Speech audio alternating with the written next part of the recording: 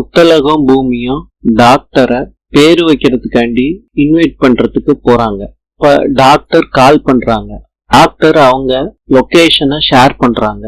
பூமி நான் 10 நிமிஷத்துல வந்துருவேன்னு சொல்லிட்டு போனை வச்சிடுறாரு. நடந்த கதையெல்லாம் முத்தலகு சொல்றாங்க பூமி கிட்ட.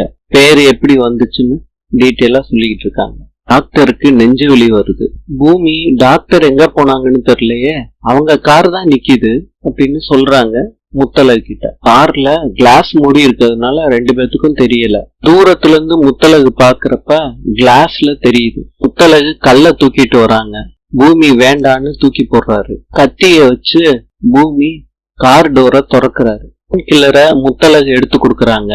அத டாக்டர் சாப்பிடுறாங்க. சரியாகுது. டாக்டர் சொல்றாங்க நான் மூஞ்சியை கொஞ்சம் கழுவிக்கிறேன்னு சொல்றாங்க. டாக்டர் 2 பேருக்கும் தேங்க்ஸ்ன்னு சொல்றாங்க.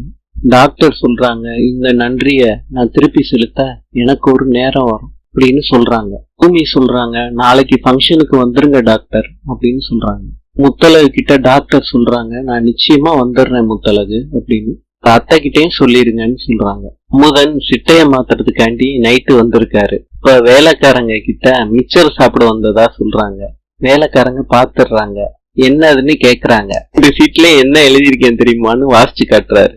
ஃப்ராடு டுபாக்கூர் அஞ்சலின்னு எழுதி வச்சிருக்கேன். எங்க அண்ணன் குழந்தைக்கு தான் நாங்க பேர் வைப்போம். குழந்தைய தூக்கிட்டு ஓடு அப்படின்னு எழுதி வச்சிருக்கேன்னு சொல்றாரு. 2 சீட்டையும் மாத்திட்டீங்களா?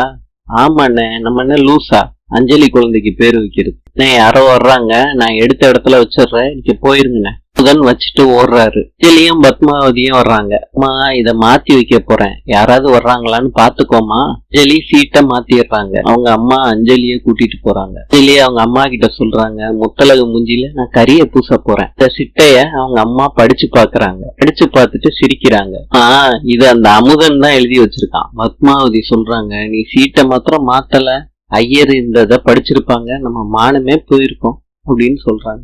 அம்மா உனக்கு வெக்கமாவே இல்லையாமா? அவன் நம்மள திட்டுறாமா? அதெல்லாம் எதுவும் இல்ல, அவன் உன்னைய தாண்டி சொல்றான். முடியும், என் மரியாதை தப்பிச்சிச்சு. சரி நீ நல்லா கத்திக்கிட்டு நான் தூங்குறேன். வருவாளா முத்தலகு? நாளை பார்க்கலாம். இன்று